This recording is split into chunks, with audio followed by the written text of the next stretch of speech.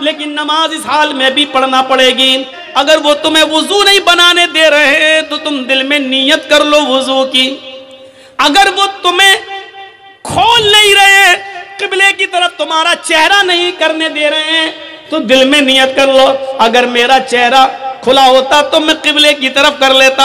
आय अल्लाह, मेरे लिए किबला आज बदलने की ताकत नहीं है, मेरे लिए ये लोग मेरा चेहरा किबले की तरफ नहीं कर सकते।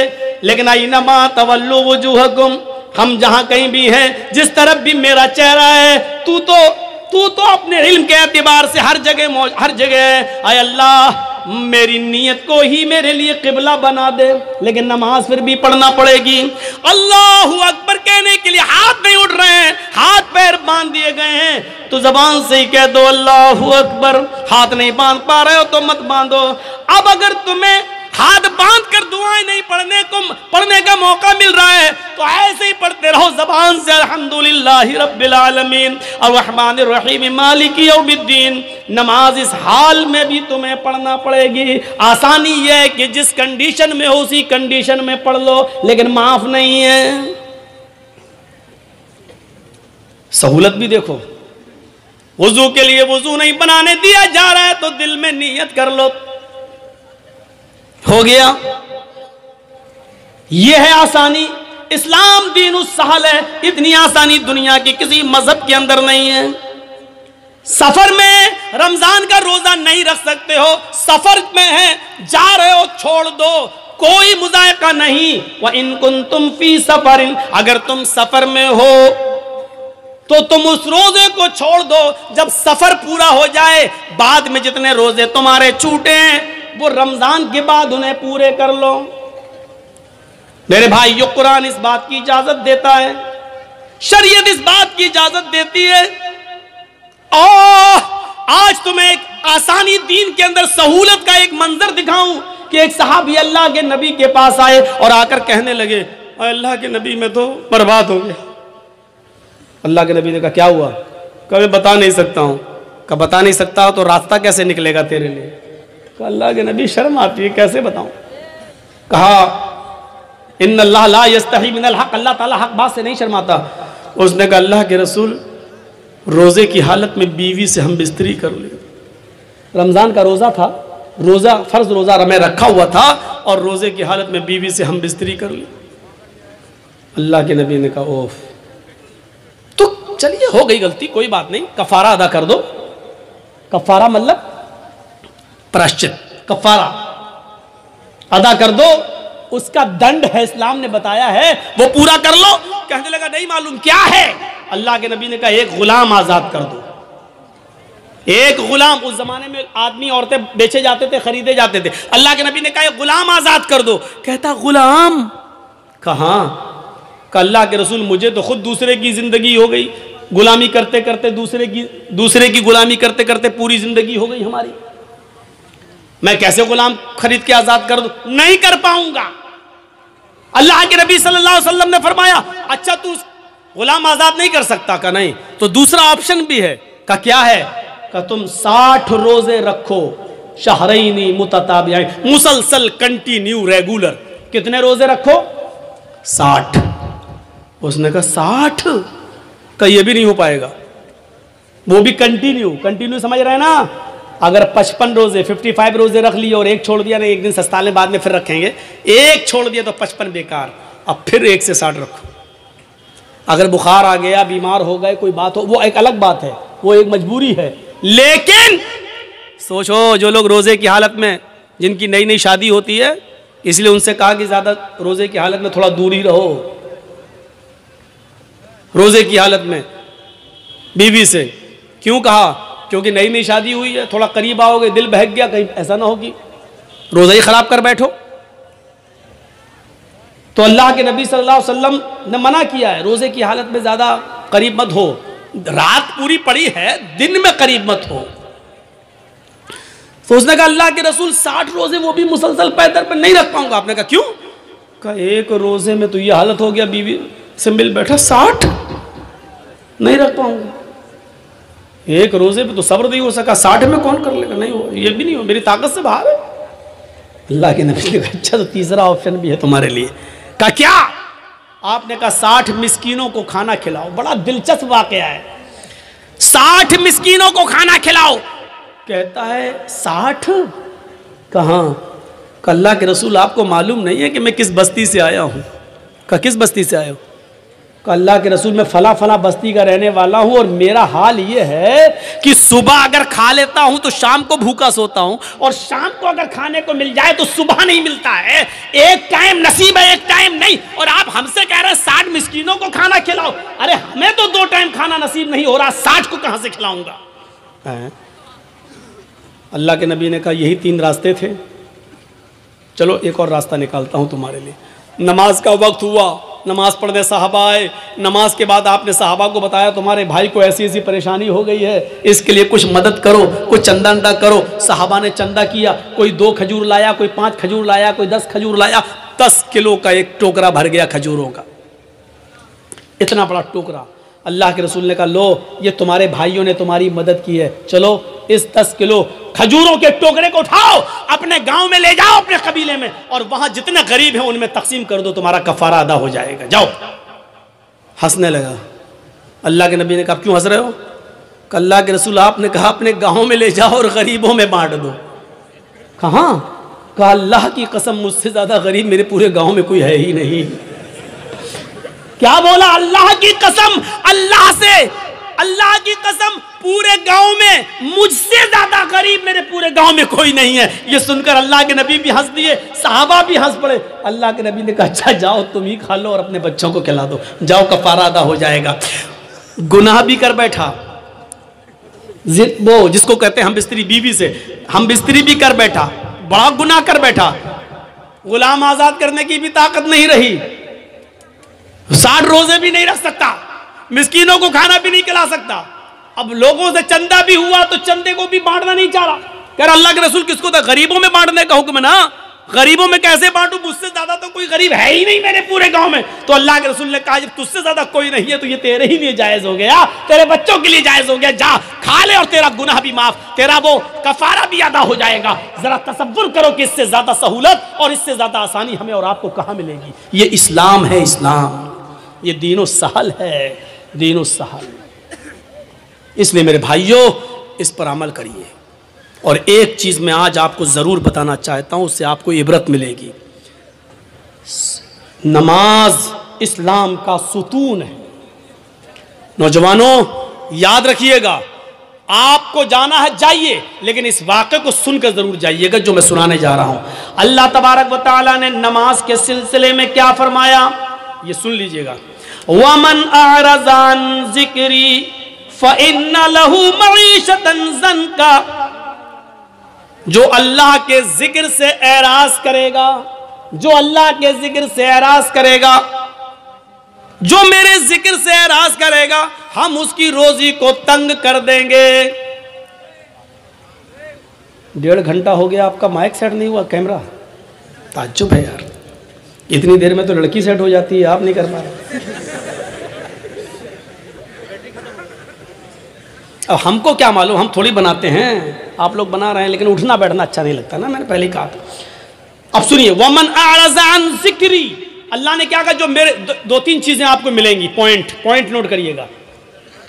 यह आयत बहुत बार सुनी होगी मौलवियों से, लेकिन आज मुझसे सुनिए 2 चीजें बताई हैं। वमन अअरज़ा अन ज़िक्री फ़इन्ना लहू मईशतन ज़न्का, जो मेरे जिक्र से एराज करेगा। अभी एराज बताता हूं किसको कहते हैं, अब बताना पड़ेगा। एराज बंगाल का माहौल, एराज मौलाना साहब, एराज।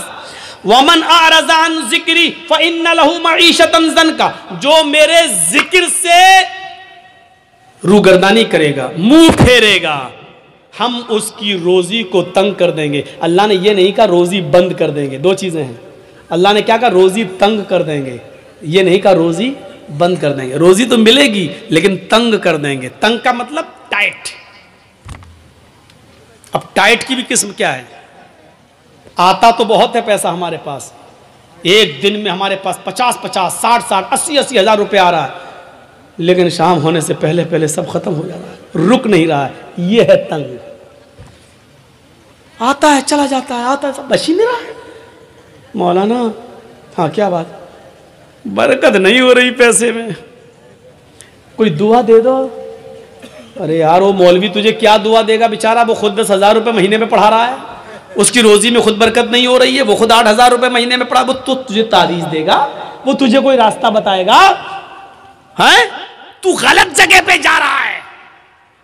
वो दिल की तसल्ली के लिए कुछ लिख के दे दे, तू लटका ले, वो अलग बात है, लेकिन अल्लाह की कसम मौलवी के पास रिस्क में बरकत की कोई दुआ नहीं है। हम तो करे टूट जाता तो अच्छा होता। मौलवी के पास कोई दुआ नहीं है।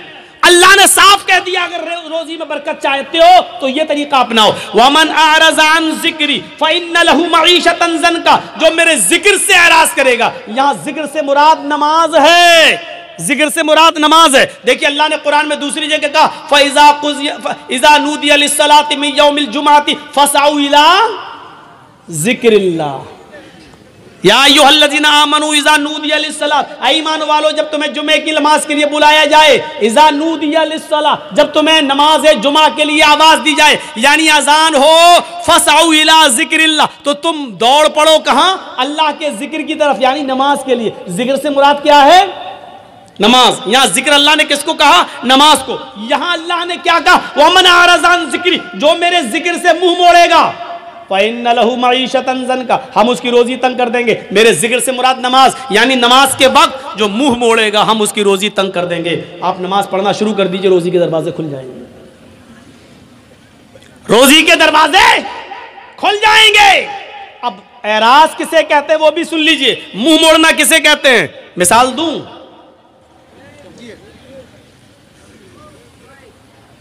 हमारे नोट भीग गए, हमारे पास 2-2 हज़ार के नोट की एक गड्डी है और रखी हुई है घर के आंगन में, खुला हुआ है, और बारिश हो रही है, हम कैरम बोर्ड खेल रहे हैं।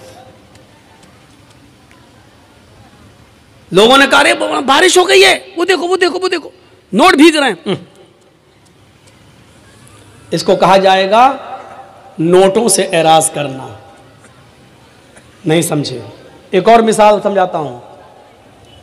बच्चा रो रहा है, भूखा है, बच्चा रो रहा है, भूखा है, उसको मां के दूध की जरूरत है, और उस बच्चे की मां टीवी का सीरियल देख रही है। कौन? वो क्या, सास भी कभी बहू थी, टीवी का सीरियल देख रही है, बच्चा रो रहा है और माँ टीवी के सीरियल में लगी हुई है। नहीं नहीं यार, बच्चे को उठाऊंगा, दूध पिलाऊंगी तो ये समझ नहीं पाऊंगी, ये बच्चा रो रहा है, माँ देखने में लगी है। इसको कहते हैं बच्चे से एराज करना, यानी माँ को टीवी के सीरियल की फिक्र ज्यादा है, बच्चे की फिक्र ज्यादा नहीं है। हालांकि बच्चे को फेंक नहीं रही है, बच्चे को भगा नहीं रही है, बच्चे को घर से मार भी नहीं, हट चुप चुप पहले देखने दे, चुप चुप, मार भी नहीं रही, लेकिन रोने दे रही है, परवाह नहीं कर रही है, टीवी देखने में लगी है। इसको क्या कहा जाएगा? इसने बच्चे से मुंह फेर लिया, इसने बच्चे से एराज कर लिया। समझ गए ना? मसलन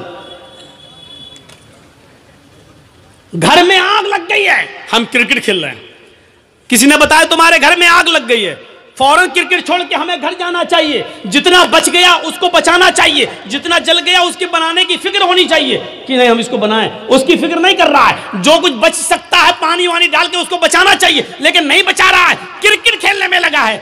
इसका मतलब क्या है? उसने अपने घर से एराज कर लिया। अब समझ गए होंगे आप कि नमाज से एराज का मतलब क्या है। नमाज से एराज का मतलब यह है, यहां हम कैरम बोर्ड खेल रहे हैं और वहां मुअज्जिन कह रहा अल्लाहु अकबर अल्लाहु अकबर, हम अल्लाहु अकबर की आवाज सुनकर भी कैरम बोर्ड खेलने में लगे हैं। इसका मतलब यह है कि हमने नमाज से एराज कर लिया है। हम नमाज का इनकार नहीं कर रहे हैं, लेकिन नमाज के वक्त हम नमाज पढ़ने नहीं जा रहे हैं। यह है नमाज से एराज। यहां मैच हो रहा है, इंडिया पाकिस्तान का मैच आ रहा है, यहां अज़ान की आवाज आती है हय्या अलस्सला, आओ नमाज के लिए। हम सोच रहे हैं यार 5 ओवर बाकी रह गया है, हम ये देख लें। अगर ये नहीं देखेंगे, अगर नमाज पढ़ने जाते हैं तो मैच का लुत्फ नहीं ले पाएंगे।